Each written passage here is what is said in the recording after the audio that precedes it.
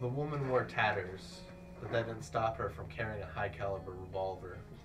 She had been living with the homeless and the downtrodden under this underpass for 5 years.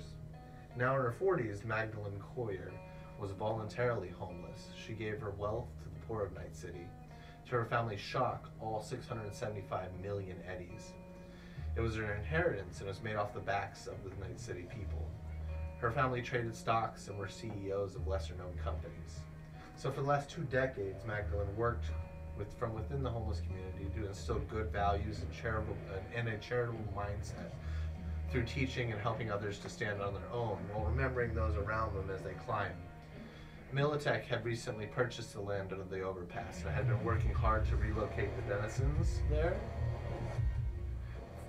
from spreading drugs and unleashing criminals into their midst. But it was finally time for violence. The city had granted Militech the permits to round the people up and take them to the camps where they would be given corporate labor jobs and forced relocations. In the process, even if the homeless did not fight back, hundreds would be killed as it would be cheaper for the bottom line. She had gathered a group of 20 people with her, armed with small arms. They hid and fought back within the small tent city as the corpos came. 3 weeks later, Magdalen's body, along with many others, were recovered after causing much damage to the Militech personnel. Magdalen's face was tagged all over the underpass, and she had become a new symbol for the tent city.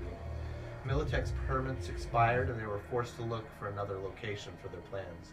The permit issues and the staggering death toll to the personnel and the media attention made this an unsavory and too costly endeavor, and they decided to abandon it. The homeless in the underpass still talk of her bravery to this day. An excerpt from the biography of the savior Magdalen Coyer. It's been a day since you left the depressing meeting with the scabs. The 54 News has covered 3 more cyber-psycho attacks, despite your killing of one of them. This time, it was a school, 56 dead and over 45 injured.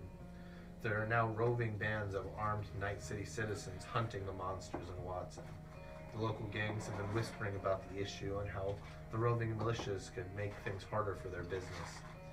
You receive a text from Virus.